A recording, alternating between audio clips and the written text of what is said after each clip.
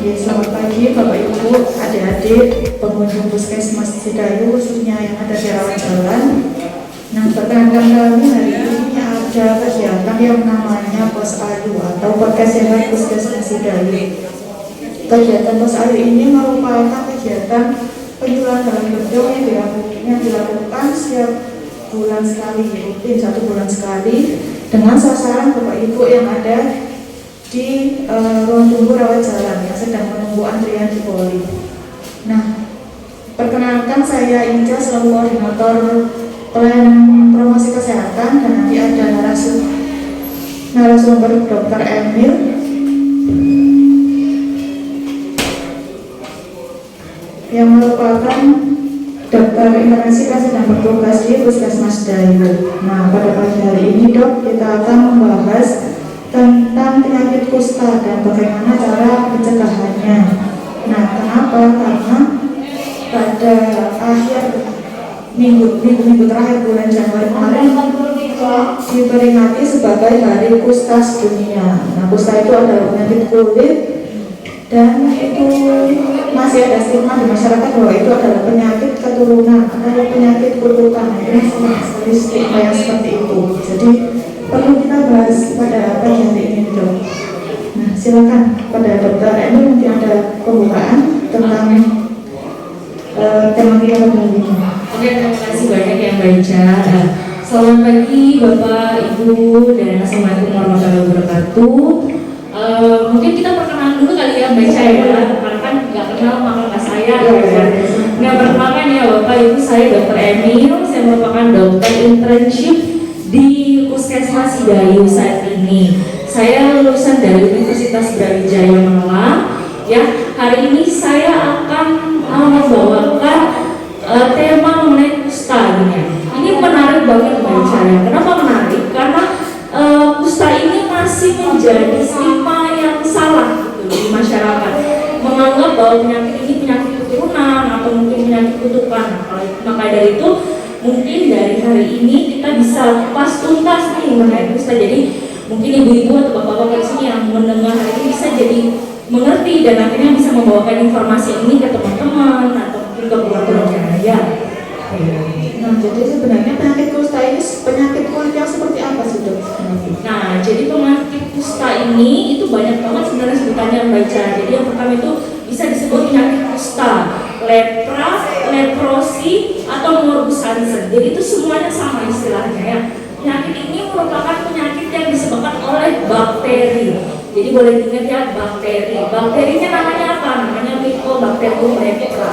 Dia ini saudaranya apa sih? Saudaranya sama penyakit TBC sebenarnya. Dia sama kelasnya gitu ya. Kalau TBC itu namanya Mycobacterium tuberculosis, kalau yang lepra namanya Mycobacterium lepra. Mereka itu pasti saudara sebenarnya. Nah, penyakit ini itu adalah penyakit yang menyerang kulit dan sistem saraf. Kalau TBC yang tetangganya itu dia menyerangnya khusus di penyakit saluran pernapasan seperti paru-paru.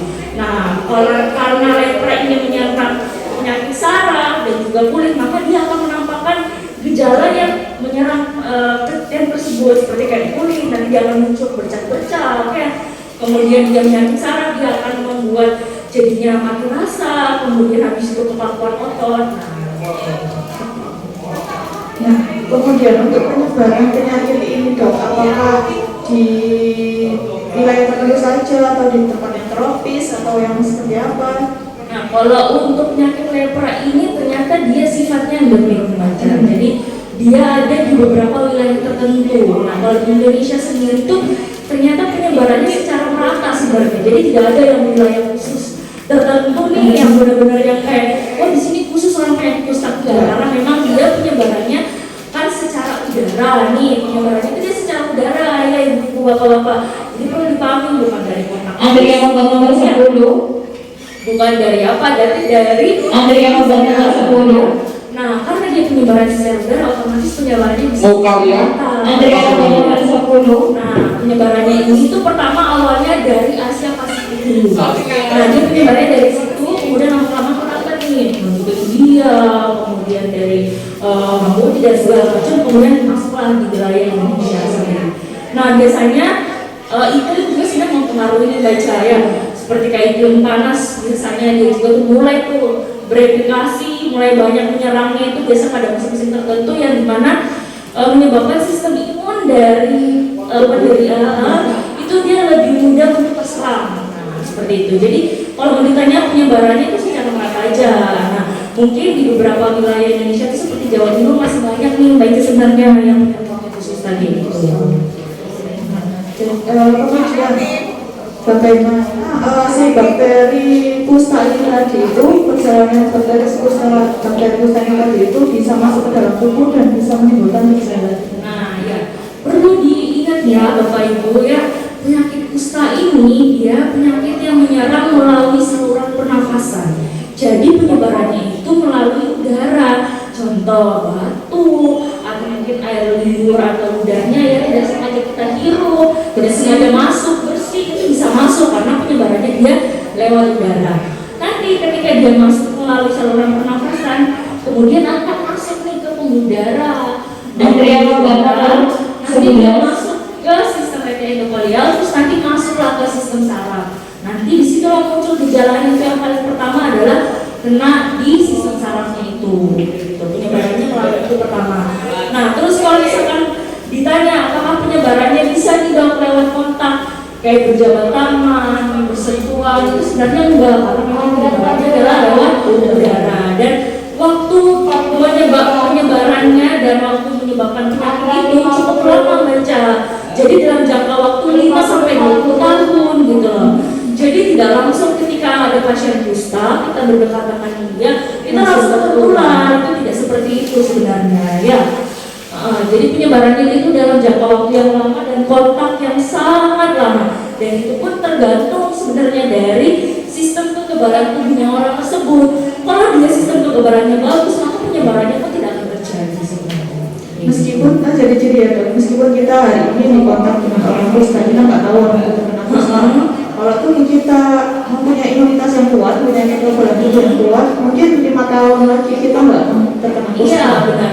Jadi cuma dari 100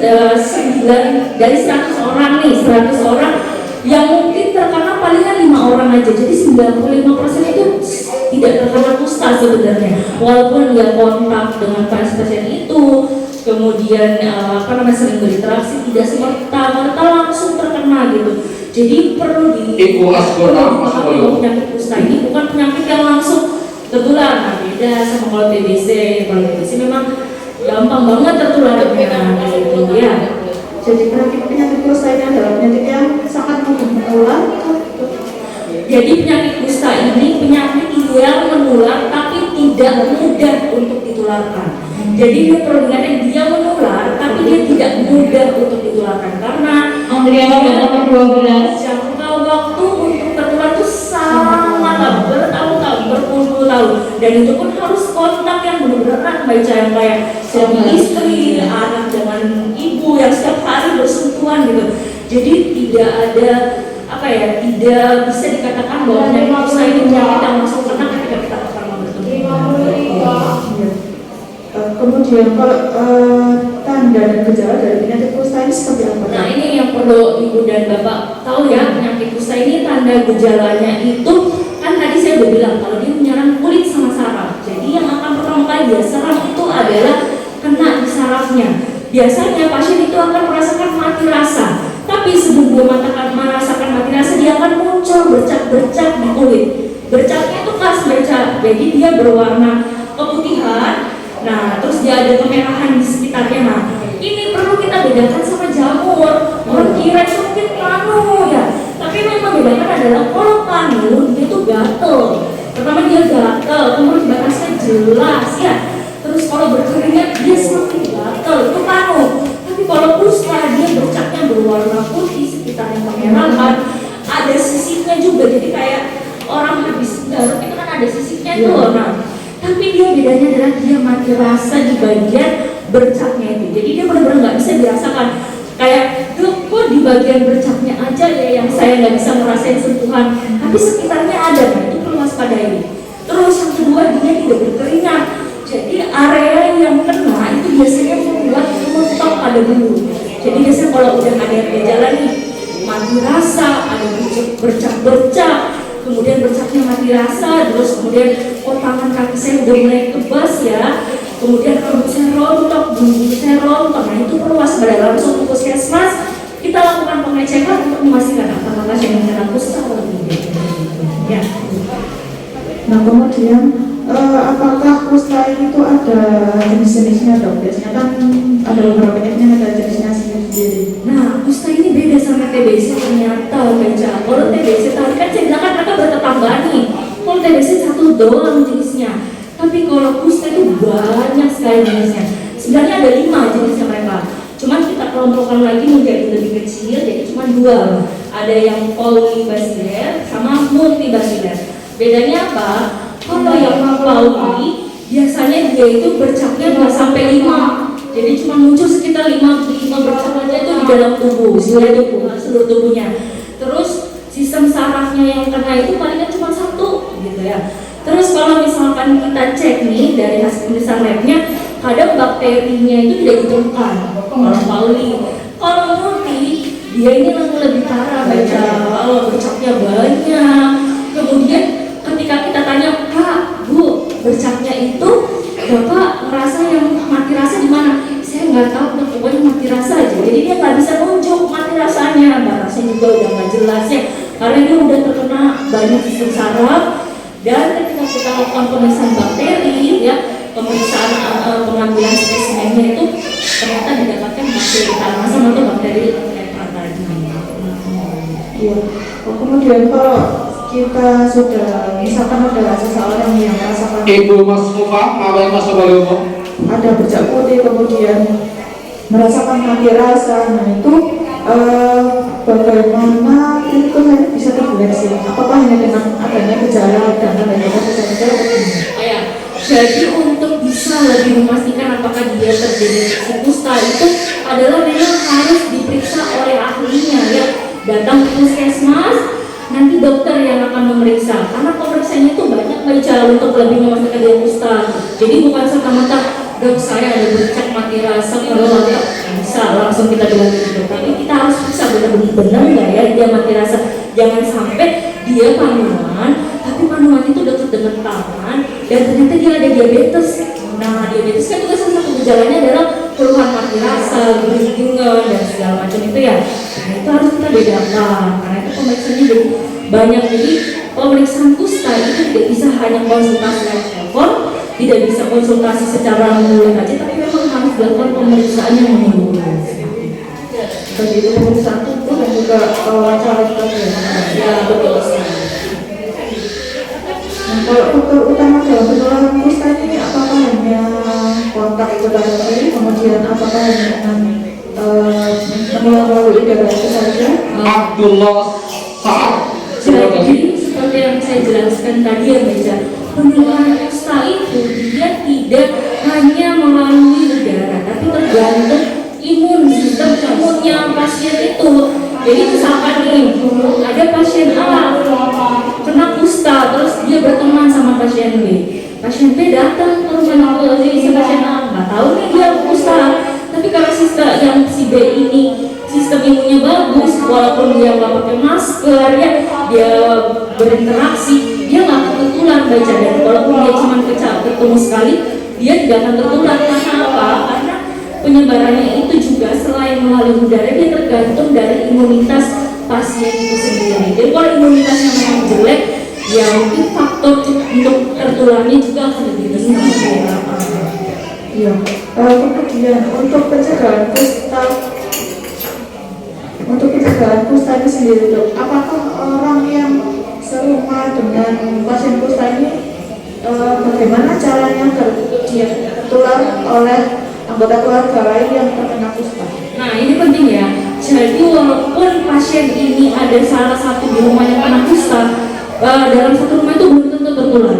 Caranya bagaimana? Jadi ketika ada pasien yang sudah kena kusta nih, sudah ada menuju gejala yang sudah saya sebutkan, segera datang ke puskesmas dan mendapatkan pengobatan. Ketika dia sudah mendapatkan pengobatan, maka dia tidak akan menularkan apapun ke anggota keluarganya.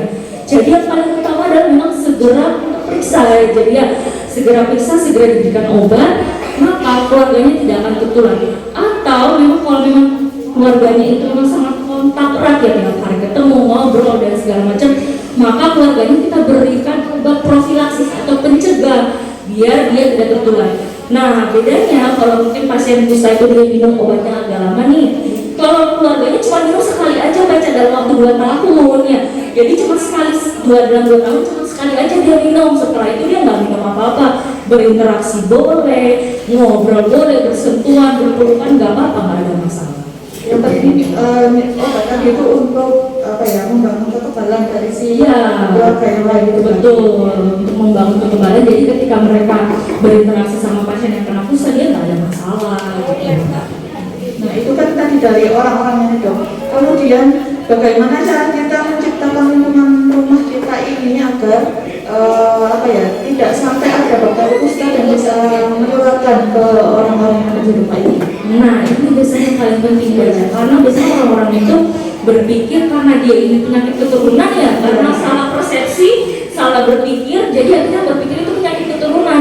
Padahal mencegahnya sangat-sangat gampang baca. Dari pertama, dari lingkungannya, menjaga kebersihan, ventilasi udaranya dibuka, jendela dibuka ya, terus rajin dibersihkan tempat tidur dan segala macam. Jadi ketika sirkulasi udaranya yang bagus itu bisa mencegah untuk penularan kusta sebenarnya. Karena penularan kusta itu memang secara udara. Kalau secara udara otomatis kita harus membuat sirkulasi udaranya tetap bersih, tetap bagus. Jadi bakterinya nggak tahan di situasi tersebut. Nah, kalau untuk orangnya ya sebenarnya menjaga kebersihan kulit paling utama itu.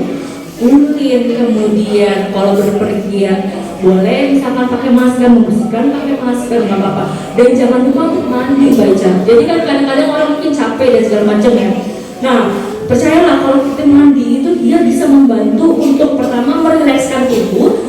Jadi terus habis itu yang kedua adalah membantu membersihkan kuman-kuman yang mungkin tidak sengaja melekat di badan. Harus pakai sabun ya? Harus pakai sabun kayak gitu. Jadi harus pakai sabunnya karena dia membantu sekali tuh baca untuk menyingkirkan kemungkinan infeksi dan segala macam. Jadi pencegahnya sangat gampang sebenarnya. Yang pertama kalau memang dia sudah terkena minum obat, yang kedua dia menjaga kebersihan, terus yang ketiga ya rutin untuk melakukan aktivitas sehari-hari seperti membersihkan, kemudian mandi, buka jendela, jadi sirkulasi udaranya bagus seperti itu. Ya, jadi kembali lagi memang ke pencegahan itu sebenarnya hal-hal yang sangat mudah dilakukan setiap hari, itu kayak mulai menjaga kebersihan, kemudian menjaga kesehatan diri sendiri, meningkatkan imunitas tubuh, kemudian lingkungan dan tubuh kita tetap sehat. Karena apa ya, penyakit kusta ini tuh penyakit yang sebenarnya tidak berbahaya sebenarnya kalau segera untuk kita deteksi dan segera kita untuk tangani. Jadi dia tidak terlalu menimbulkan yang seperti masyarakat. Nah, soalnya beberapa masyarakat itu memang ada nih tetangganya kusta itu langsung dijauhin, diisolasi gitu ya. Padahal sebenarnya nggak perlu karena mereka bisa kok beraktivitas seperti biasa, itu tidak ada masalah. Ya, karena orang sekitarnya masih banyak yang berpikir kalau penyakit kusta ini adalah penyakit kutukan, kemudian gara-gara salahnya sendiri. Padahal kita juga nggak tahu kita keluarnya dari mana gitu kan. Nah, kemudian untuk kelompok umur sendiri, apakah penyakit kusta ini hanya terjadi pada lansia atau bisa terjadi pada anak-anak atau usia muda seperti apa? Nah, ini perlu digarisbawahi juga ya Mbak Ica ya. Jadi penyakit kusta itu tidak mesti harus lansia atau penyakit yang sudah berumur gitu kenanya. Dia bisa juga kena loh pada anak-anak. Kan tadi penularannya lewat udara ya. Jadi dia itu bisa ke semua faktor, bahkan data dari seluruh dunia itu malahan yang paling mencengangkan terkena pada usia berapa baca? Usia 20 sampai 30 tahun. Banyak juga di Amerika itu ditemukan pada pasien anak-anak. Jadi itu lepra itu atau kusta itu tidak mesti harus pasien orang tua yang kena. Jadi bisa semua kalangan umur. Nah mungkin dari data yang dikumpulkan ternyata memang paling dominan itu pada usia muda, sekitar umur 20 tahun sampai umur 30 tahun. Kenapa seperti itu? Dan paling banyak juga itu terkena pada laki-laki dibanding perempuan. Karena aktivitas pada usia-usia produktif itu lebih banyak nih keluar, aktivitas bertemu orang, sehingga faktor penularannya pun akan semakin tinggi gitu. Ya, karena memang usia 25 ini adalah usia-usia produktif yang harus bertemu banyak orang, melakukan banyak aktivitas seperti itu. Nah, kemudian untuk kelainan saraf yang diderita sama si penderita kusta ini, apakah bisa hilang atau bisa sembuh? Nah, kalau dia misalkan minum obat, baca sesuai dengan aturannya ya. Jadi minum obat, saya jelasin dikit juga, nggak apa-apa. Jadi minum obat orang penyakit kusta itu cuma 6 sampai 12 bulan baca. Jadi memang mungkin dalam jangka waktu yang lama ya sama kayak pasien TBC ya. Cuma memang dia untuk kena di sarafnya ini itu bisa sembuh dengan penggunaan obat itu. Tergantung lagi kalau misalkan pasiennya ternyata nggak mau minum obat, ternyata penemuannya udah jangka waktu yang lama nih, dia kenanya ternyata udah kena sumbang saraf, itu biasanya kita bisa bantu untuk mengembalikan dari sistem sarafnya itu dengan exercise, jadi kayak olahraga, kemudian kayak fototerapi gitu dan segala macam untuk membantu lagi kekakuan ototnya, kemudian dari pemulihan sarafnya. Jadi sebenarnya kalau dia sudah kena saraf masih bisa sembuh, baca masih bisa kembali untuk merasakan sensasi raba itu masih bisa. Cuman kembali lagi tergantung sistem imunnya masing-masing. Kalau ternyata dia sistem imunnya jelek, kemudian dia sudah tertular yang lama, nah itu mungkin kita hanya bisa membantu untuk mencegah biar tidak tambah parah dan memperbaiki semaksimal mungkin yang sudah kerusakan yang sudah terjadi seperti itu. Jadi ininya penyakit kusta ini bisa sembuh ya? Intinya adalah penyakit kusta ini bisa sembuh total ya. Jadi dia ini bukan penyakit keturunan baca, jadi bukan penyakit yang kutukan ya. Dia bukan ditularkan melalui ibu dan anak, bukan melalui hubungan seksual, bukan, tapi melalui udara, sama kayak pasien TBC ya. Kayak mereka tuh penularannya lewat udara dan dia bisa sembuh asal dia minum obat teratur, kontrol ya. Tapi mungkin ada beberapa jenis kusta tadi kan yang sudah saya sebutkan, itu ada yang namanya multi tadi. Kalau dia sudah kurang sistem saraf, biasanya mungkin pengobatannya akan sedikit lebih lama. Kenapa? Karena dari dokternya mencoba untuk mengembalikan lagi sistem kekebalan tubuh yang sudah dirusak sama lepra tadi itu. Kemudian untuk meluruskan stigma dari masyarakat yang mungkin masih ada pemikiran bahwa ini adalah penyakit kutukan atau keturunan.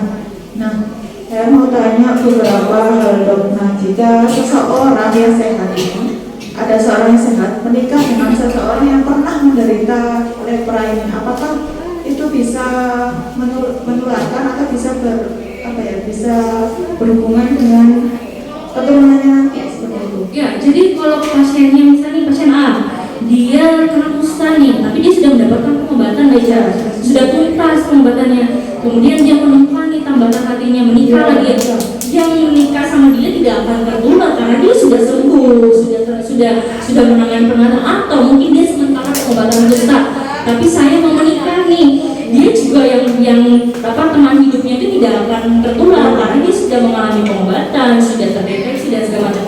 Dan perlu digarisbawahi baca, kalau penyakit kusta ini tidak diturunkan, dia bukan penyakit keturunan.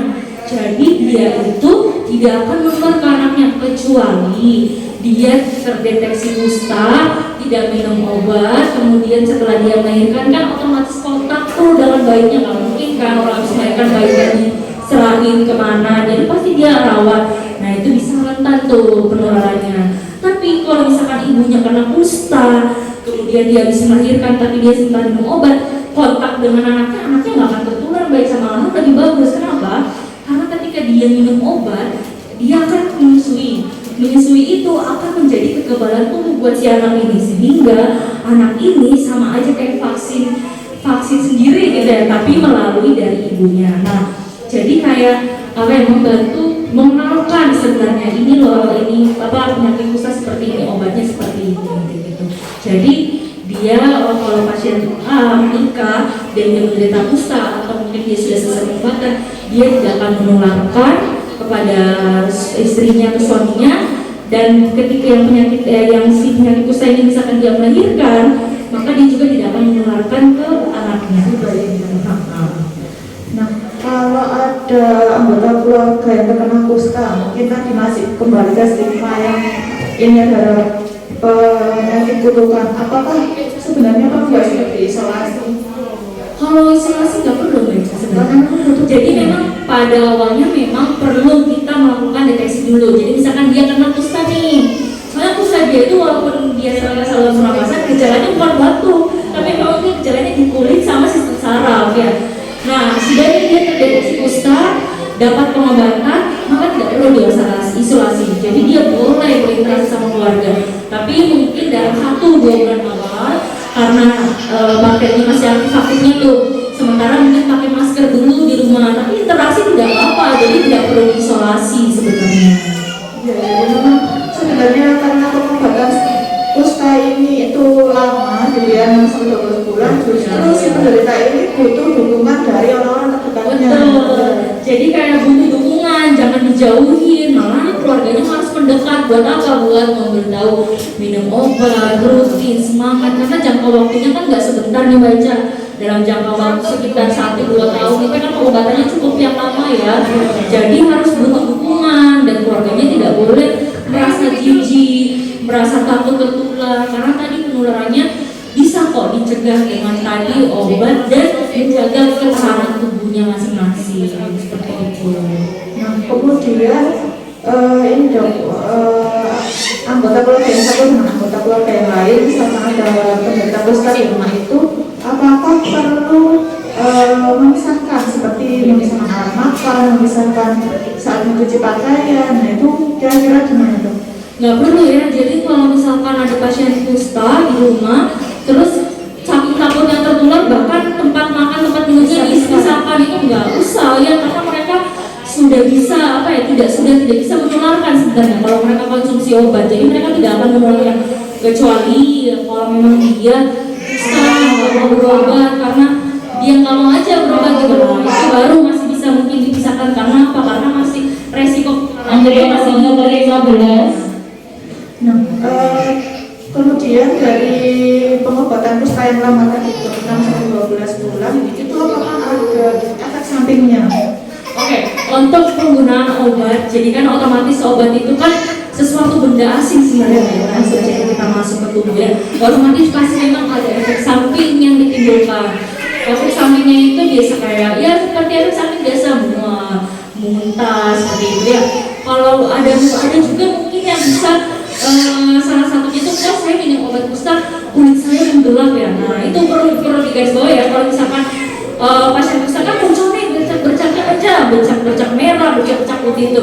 Nah obatnya kusta ini berusaha untuk mengembalikan itu bercaknya kembali seperti semula, tapi dengan caranya dihitamkan dulu. Jadi kan sama aja kayak jerawat tadinya merah, kita minum obat, kita kasih obat nih di bagian muka nih, dia kan jadi hitam kan. Nah tapi sebelum sudah jadi hitam dia akan kembali seperti semula. Jadi mungkin efek sampingnya seperti itu, atau mungkin ada juga ya efek sampingnya bisa karena dia alergi, misalkan salah satu dari obat kusta. Nah jadi mungkin dia akan menjadi lebih gatal dan segala macam. Itu nanti akan perlu evaluasi lebih lanjut. Kalau udah seperti itu, dia ada alergi atau dia nggak cocok sama obat kusta itu, biasanya kita akan rujuk ke spesialis biasanya. Jadi spesialisnya yang bisa menangani lebih lanjut begitu. Kemudian kalau setelah berobat kusta ini, apakah ada kemungkinan ada rasa nyeri atau panas pada bercak-bercaknya itu tadi dok? Iya, jadi ada beberapa kemungkinan untuk menyebabkan rasa tidak nyaman ya baca, karena dia mencoba untuk mengembalikan kembali sistem kekebalan tubuh. Nah bayangin aja, tadinya itu bercaknya itu mati rasa, kemudian karena dia mati rasa itu obatnya ini bekerja supaya bagian yang mati rasa ini kembali merasakan, maka sistem imunnya akan dirangsang sehingga dia akan menyebabkan rasa panas, rasa kurang nyaman karena dia kembali bekerja itu sistem sarafnya, sistem imunnya. Jadi mungkin memang rasanya agak sedikit kurang nyaman, seperti panas, kemudian tadi seperti gatal dan segala macam. Nah tapi tidak perlu khawatir karena pengobatan ini hanya karena semua orang yang terkena itu tidak semua untuk merasakan efek sampingnya seperti itu. Ada yang nggak ada masalah sama sekali, tetap minum obat nggak ada masalah sebenarnya. Lalu bagaimana dengan penderita kusta yang penanganannya itu terlambat dok? Apakah itu membahayakan si penderita, apakah juga bisa membahayakan orang-orang di sekitarnya? Nah iya Mbak Ica, jadi kalau misalkan dia terlambat pengobatan ya ini yang lebih bahaya sebenarnya. Kenapa? Karena dia yang pertama kita ke penderita dulu ya. Penderita bakal merasakan penyakitnya lebih parah. Pertama sistem sarafnya bakal lebih banyak yang kena, kemudian bercak kulitnya otomatis akan melebar. Ya kalau sudah seperti itu biasanya ada khasnya nih Mbak Ica. Khas banget nih kalau misalkan penyakit kusta yang memang diobati, dia akan membentuk namanya adalah sifikasi leonina. Leonina itu dari kata lion, singa.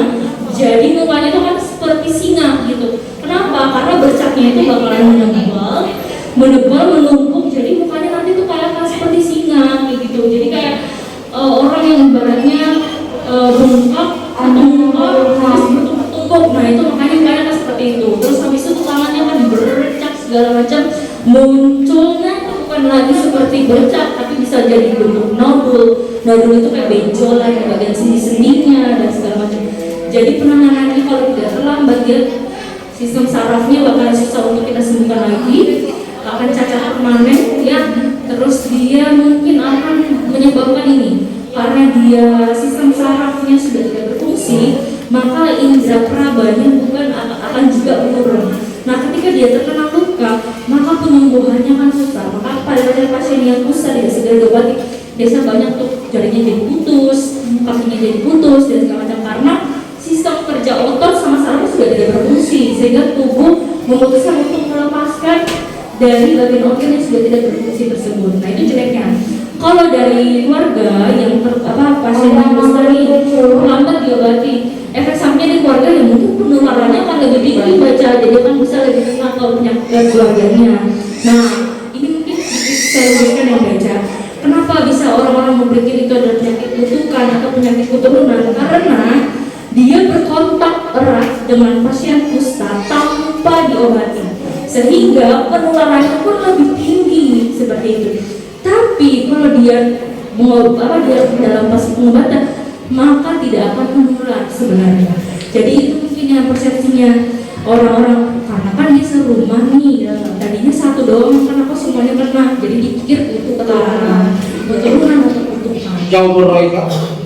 Nah jadi inilah pentingnya kita mengetahui tanda dan gejala penyakit kusta itu sendiri biar kita sendiri lebih lebih aware lah, intinya lebih sadar bahwa kalau tanda-tandanya seperti ini bisa jadi penyakit kusta. Nah saya mau cepat-cepat bersama puskesmas biar segera ditangani apakah untuk memastikan apakah ini beneran kusta atau cuma panik biasa. Nah itu kan butuh pemeriksaan lebih lanjut ya. Iya betul banget. Jadi untuk pemeriksaan kusta itu sendiri, yang pertama kita untuk deteksi nih baca, pertama itu kita tanya-tanya dulu anamnesis pasti ya, keluhan pasien apa dan segala macam. Kedua, kalau memang dokternya sudah curiga nih, ini kayaknya mengarah ke kusta, maka kita lakukan pemeriksaan fisik baca. Pemeriksaan fisiknya itu ada 3, nyeri, raba, suhu. Jadi nanti kita cek nih pasiennya bisa merasa nyeri enggak, bisa merasakan perbedaan suhu panas dingin enggak, sama bisa kita pasiennya ini bisa meraba nggak. Jadi misalkan kita memberikan suatu objek nih di tangan, dia rasa nggak sih ini kita taruh dengan mereka tutup mata. Kemudian kita pemeriksaan sarafnya banyak baca dari bagian leher. Ibu Asfoda. Jadi Ibu Asfoda pemeriksaan banyak untuk bisa kita mendeteksi pasien ini benar-benar kena kusta atau tidak begitu. Untuk yang terakhir ini dok, kita kembali lagi bagaimana caranya kita terhindar dari kusta. Nah karena ini memang benar-benar harus ditekankan ya dok ya, karena memang pencegahannya juga sangat-sangat mudah, bisa kita lakukan setiap hari. Jadi cara mencegah kusta yang paling pertama adalah menjaga kebersihan dulu. Jadi pertama kayak misalkan kita habis berpergian, kemudian kita kembali ke rumah, jangan lupa mandi, apalagi ini contohnya kayak puskesmas ya. Puskesmas kan ini area orang sakit sebenarnya. Nah jangan lupa habis dari puskesmas pulang langsung mandi, ganti baju, bersih-bersih, jangan langsung masak, apalagi namanya berinteraksi dengan orang, tapi langsung buka baju, mandi, bersih-bersih, ganti baju. Terus yang kedua, di rumah kalau bisa, kalau memang rumahnya itu adalah padat penduduk yang baca, jadi memang rumahnya dempet-dempet nih, sebisa mungkin Bagaimana caranya menjaga sirkulasinya tetap bagus? Jadi jendela dibuka, usahakan di kamar itu ada jendela. Jadi ketika siang hari itu bisa dibuka jendelanya, bisa sirkulasi pertukaran udaranya lebih bagus. Kemudian yang ketiga, kalau misalnya memang ternyata sudah ada yang terkena dari di rumah dan segala macam, yang paling pertama adalah kita bisa lakukan yang tidak tercegah ini, mengajak yang kena kusta ini untuk ke dokter mendapat pengobatan dan meminta di puskesmas untuk kita dapat pencegahan pengobatan. Karena pentingnya, jadi pengobatan kusta ini itu gratis di puskesmas baca. Jadi karena gratis apa ditunda-tunda kan ya? Jadi karena gratis datanglah segera ke puskesmas, nanti yang kena kusta diobati dan yang tidak terkena ini kita berikan pencegahan. Jadi pencegahannya sangat gampang seperti itu ya. Mungkin itu ya Bapak Ibu sharing kita hari ini tentang penyakit kusta atau penyakit lepra. Nah ini karena masih banyak stigma itu tadi, jadi perlu kita bahas pada pagi hari ini. Barangkali dari Bapak Ibu ada pertanyaan atau mungkin ada yang kurang jelas dari apa yang kami sampaikan pada pagi hari ini.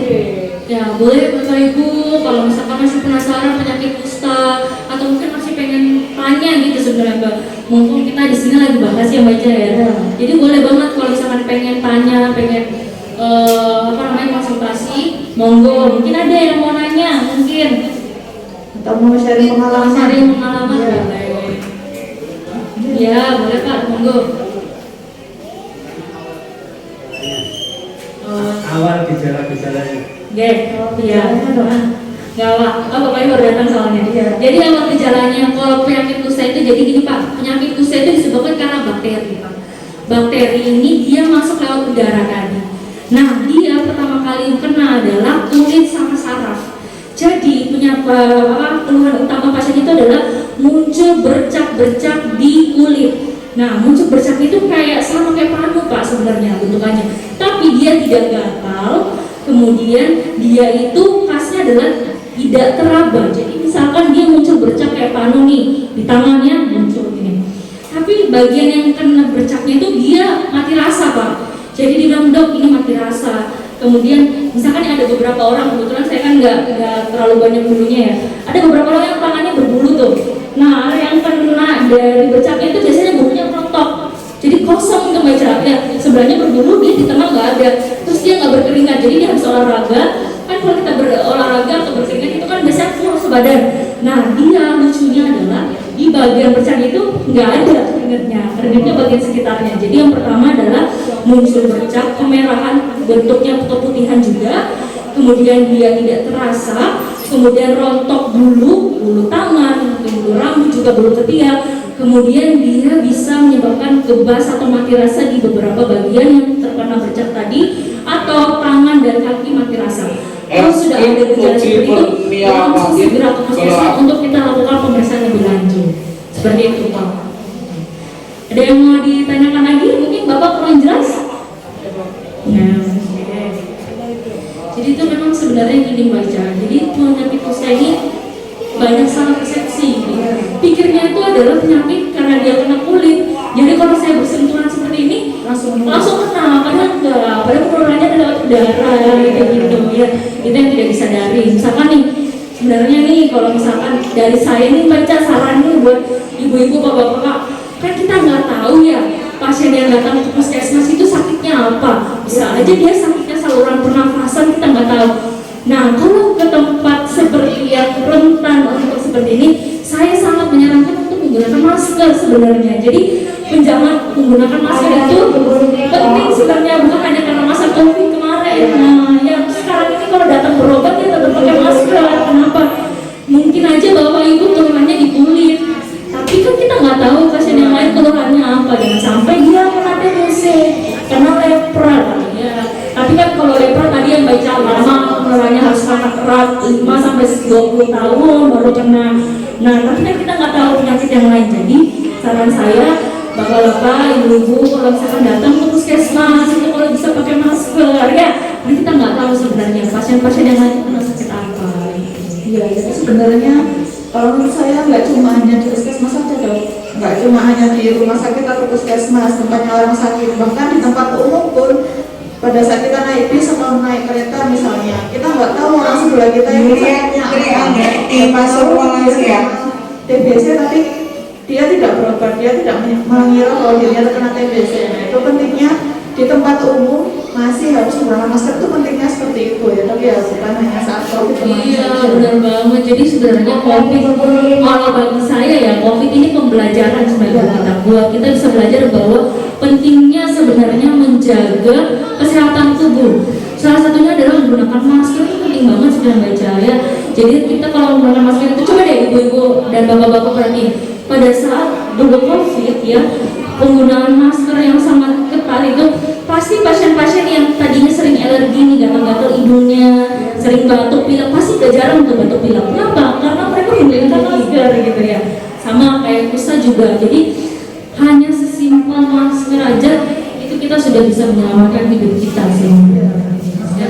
Ya, untuk mencegah penularan penyakit-penyakit yang penularannya melalui udara. Betul, betul sekali. Nah, cuman memang ini yang baca perlu juga ditahu ya. Misalkan nih pasiennya ada, misalkan nih sudah ada yang pakai masker, tapi ada yang enggak. Nah, sebenarnya itu masih bisa mencegah. Cuman memang pencegahannya tidak bisa 100%. Paling cuma bisa proteksi 50% karena cuma dia yang pakai kayak gitu. Ya, jadi sebenarnya ada pencegahan dari diri sendiri. Iya, betul banget Baca. Nah, mungkin ibu-ibu, bapak-bapak ada yang mau tanya lagi mungkin terkait hal tersebut, kayak kusta, lepra? Sudah jelas kayaknya ya. Selalu banyak ya. Terlalu banyak. Nanti boleh deh, nanti kalau misalkan ketemu saya biasanya di Polifon juga atau di GD. Atau kayak nanti kalau ketemu saya boleh banget tanya-tanya. Saya tuh paling senang sebenarnya kalau ditanya pasien, karena saya paling senang sebenarnya bagi-bagi ilmu itu saya senang sebenarnya. Karena kenapa? Pencegahan saya tuh mencegah sebelum mereka sakit sebenarnya. Saya tuh nggak suka pada saat mengobati. Kenapa? Karena kan kasihan ternyata udah sakit ya. Mending kita obati. Jadi saya tuh kalau sama pasien mendingan saya kasih tahu dari awal jelek-jeleknya, dibanding pasiennya itu nanti merasa sudah sakit baru ya kalau saya tahu loh dari awal saya nggak kayak gini gitu ya. Boleh banget nanti kalau ketemu saya di Poli Umum atau di klinik atau di KIA, nanti boleh banget kita sharing, kita bagi-bagi ilmu. Saya senang banget kalau ditanya ya. Oke baik, berarti kita aja nih berarti hari ini. Nah, terima kasih atas perhatian Bapak Ibu dapat hari ini sudah mau mendengarkan kami berbagi ilmu, kita cari ilmu bareng-bareng dan pada kegiatan Pos Ayu ini. Untuk kurang lebihnya kami mohon maaf. Assalamualaikum warahmatullahi wabarakatuh. Waalaikumsalam. Hati-hati. Terima kasih yang baca ya. Kalau